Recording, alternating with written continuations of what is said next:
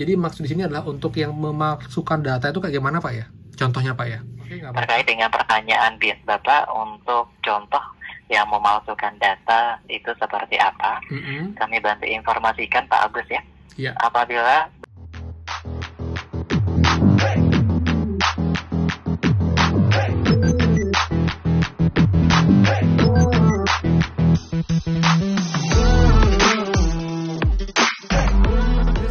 kembali lagi di channel Aryawan Agus. Jadi thank you banget buat teman-teman yang udah stay tune di channel ini.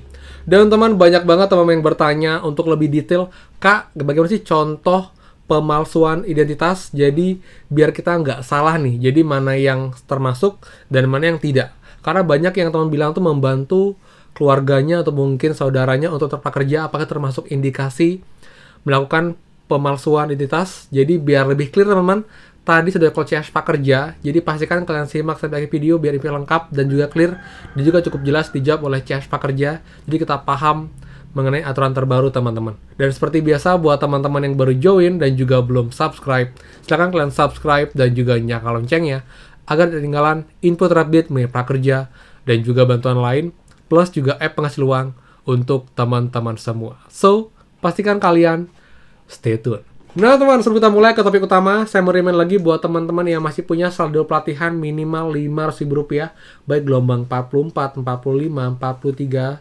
kalian bisa banget dapat bonus penunjang karir di Skill Academy dengan membeli cukup satu kelas teman-teman seharga Rp500.000 di Skill Academy. Kalian selesaikan, kalian tinggal mengisi form penunjang karir dan nanti bonus akan masuk maksimal 5 hari kerja setelah event berakhir di tanggal 7 Oktober. Jadi teman-teman wajib beli, selesaikan, dan isi form itu sebelum tanggal 7 Oktober. Dan event pun berlaku untuk skema terbaru ini dari tanggal 26 September kemarin teman-teman, seperti itu. Oke? Nah teman, karena kemarin banyak banget yang bertanya di video saya mengenai aturan terbaru, skema terbaru yang mungkin teman-teman bisa kena pidana dan juga termasuk pemalsuan identitas. Tadi sudah call CS Prakerja dan menanyakan detail mengenai contoh-contohnya. Jadi di awal kita dengan dulu CS Prakerja teman-teman hari ini tanggal 29 September 2022. Selamat pagi, program Kartu Prakerja dengan Yuda bisa dibantu. Halo, selamat pagi Pak Yuda. Ya, selamat pagi Bapak, dengan siapa kami terhubung? Saya dengan Agus Pak. Bapak Agus? Ya, benar. Informasi bantu Pak? Pak, saya mau nanya mengenai Perpres nomor 113 tahun 2020 tentang program Kartu Prakerja Pak. Kan ada aturan terbaru Pak ya? Di info yang mana Pak? Di Perpres Peraturan Presiden nomor 113 tahun 2022 Pak. 113 tahun 2022. Informasinya seperti apa Pak keterangan? Nah, di mana ada keterangan tuh Pak di pasal 31D dalam hal penerima kartu prakerja dengan sengaja melakukan pemalsuan identitas dan atau data pribadi, manajemen pelaksana melaporkan tindakan pidana dimaksud dan melakukan gugatan ganti rugi yang dapat diajukan melalui lembaga yang berwenang sesuai dengan ketentuan peraturan perundang-undangan. Gugatan ganti rugi sebagaimana dimaksud pada ayat 1 dapat digabungkan dengan tuntutan pidana sesuai dengan ketentuan peraturan perundang-undangan, Pak. Jadi maksud di sini adalah untuk yang memasukkan data itu kayak gimana, Pak ya? Contohnya, Pak ya? Pemalsuan data. Yang memalsukan data. Iya. Contohnya seperti apa begitu? Benar, Pak. Baik, terima kasih ya atas persamaan datanya. Untuk pertanyaan Bapak ini kami akan bantu pengecekan terlebih dahulu. Apakah bersedia menunggu? Boleh. Baik, mohon telepon tidak terputus ya. Terima kasih. Siap. A few moments later. Bapak Agus? Iya. Bapak Agus, terima kasih telah bersedia menunggu. Mohon maaf agak lama untuk melakukan pengecekannya. Oke, nggak apa-apa. Terkait dengan pertanyaan Bapak untuk contoh yang memalsukan data itu seperti apa, kami bantu informasikan Pak Agus ya. Iya. Apabila Bapak Agus terindikasi akunnya disalahgunakan, maka kami sarankan untuk segera ambil alih akun email tersebut dengan mengikuti petunjuk dan langkah pemulihan akun sesuai domain email yang dimiliki. Setelah berhasil melakukan pemulihan akun, mohon untuk mengganti password pada akun prakerja yang dimiliki.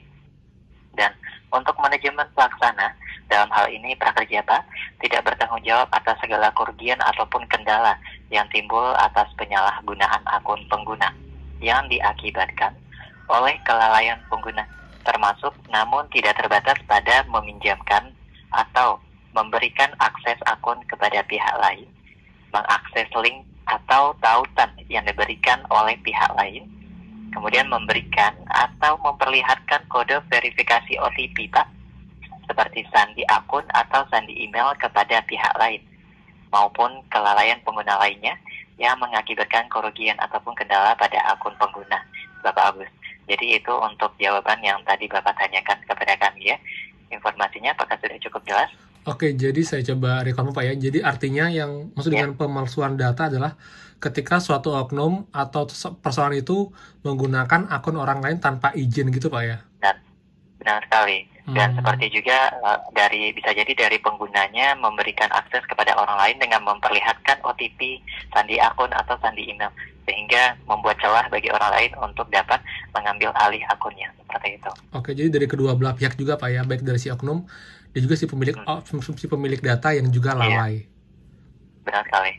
Informasinya apakah sudah cukup jelas, Bapak? Baik, cukup jelas Pak. Saya paham juga jadinya. Baik. Ada hal lain kembali dapat kami bantu? Yang terakhir Pak, saya baru baca ini juga.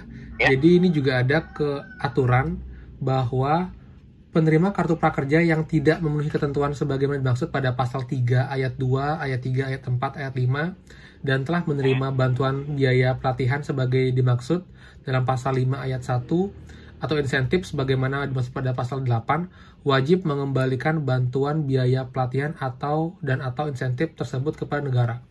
Jadi ini adalah orang-orang yang misal nih Pak, tanda kutip, dia ternyata sebagai perangkat desa nih. Dia daftar prakerja, dia lolos, akhirnya terdeteksi dia perangkat desa. Itu contoh yang harus mengembalikan ini Pak ya, untuk dananya Pak ya, gitu Pak ya. Iya benar sekali. Dan juga untuk ditegaskan juga Pak, bahwa untuk program kartu prakerja ini memang tidak boleh diikuti oleh beberapa jabatan seperti dari pejabat negara, pimpinan dan anggota Dewan Perwakilan Rakyat, aparatur sipil negara, termasuk yang tadi Bapak informasikan juga seperti kepala desa dan perangkat desa. Jika nanti ternyata terindikasi memalsukan data dan ketahuan bahwa kepala dan statusnya seperti kepala desa atau perangkat desa, maka untuk insentif memang harus dikembalikan ke kas negara. Oke, baik Pak. Sangat jelas Pak informasinya Pak. Baik, ya, baik Bapak Agus. Untuk meningkatkan kualitas pelayanan, kami akan mengadakan survei kepuasan pelanggan. Setelah ini, Bapak akan dialihkan ke mesin pesan suara. Mohon kesediaan Bapak untuk memberikan penilaian atas pelayanan kami. Silakan tekan 1 apabila puas dan 2 apabila tidak puas. Terima kasih telah menghubungi program Kartu Prakerja. Selamat pagi, Bapak Agus. Selamat beraktivitas kembali. Terima kasih, Pak. Oke, teman-teman. Jadi itu ya jawaban CS teman-teman ya. Jadi untuk teman-teman yang bertanya, Kak, contoh pemalsuan data. Jadi seperti yang kita bilang teman-teman ya, itu karena kita menggunakan atau mungkin kita juga lalai teman-teman. Jadi ada dua sudut pandang. Jadi pertama si oknum yang menggunakan data kita tanpa izin. Jadi mereka itu menggunakan data kita untuk prakerja tanpa pengetahuan dari kita. Itu pun juga termasuk pemalsuan data, ataupun juga teman-teman kita secara lalai, secara tidak sengaja, atau mungkin secara sengaja memberikan akses, memberikan email, memberikan password, memberikan kode OTP ke seseorang sehingga mereka bisa mengakses data kita. Teman-teman, itu pun juga termasuk dari kelalaian dan juga bisa terindikasi sebagai tindakan memalsukan identitas diri. Jadi buat teman-teman lebih harus berhati-hati lagi kalian dalam memiliki KTP, nomor telepon, kode OTP, alamat email, password email, jangan mudah di-share, disebar, apalagi ke orang-orang yang kita tidak kenal teman-teman, dan juga ke orang-orang yang tidak terjawab. Jadi buat teman-teman, please jaga data kita, jangan sampai itu tersebar ke tangan orang yang tidak bertanggung jawab, seperti itu. Kemudian ya, jadi juga untuk teman-teman yang bertanya, Kak, contohnya apa sih untuk akun-akun yang nanti wajib mengembalikan dana insentif ataupun juga dana pelatihannya? Itu adalah orang-orang yang menjadi golongan tidak boleh lolos gelombang prakerja teman-teman. Jadi contohnya nih, anggota Dewan, TNI, Polri, perangkat desa, anggota BUMN, BUMD, lalu juga yang masih pelajar. Jika memang kalian terindikasi atau terbukti sebagai golongan ini, tapi kalian lolos gelombang prakerja, itu kalian bisa sih tuntut untuk mengembalikan uang, baik insentif ataupun juga uang saldo pelatihan teman-teman. Jadi buat teman-teman, pastikan kalian jangan main-main kalau memang kalian adalah TNI, Polri, atau mungkin golongan-golongan yang tidak boleh prakerja.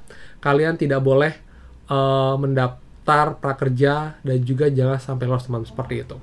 Oke teman-teman, jadi sekian sih untuk info prakerjanya. Jadi sudah jelas semua sekarang golongan mana yang lolos prakerja, golongan mana yang berhak, mana yang tidak boleh lolos, mana yang dianggap memalsukan data diri. Jadi sudah clear dan juga sudah paham nih, itu manfaat. Jadi buat teman-teman, please bantu share info ini agar tidak banyak yang salah tindakan dan juga aware mengenai aturan terbaru, karena juga ini cukup krusial teman-teman, bisa kena hukum pidana juga, bahkan juga hukuman ganti rugi seperti itu. Oke, jadi buat yang suka silakan kalian like, komen, dan juga share info ini. Dan juga buat yang belum subscribe, silakan subscribe dan juga nyalakan loncengnya. Saya Aryawan Agus dan pastikan kita ketemu lagi di next video. Dadah.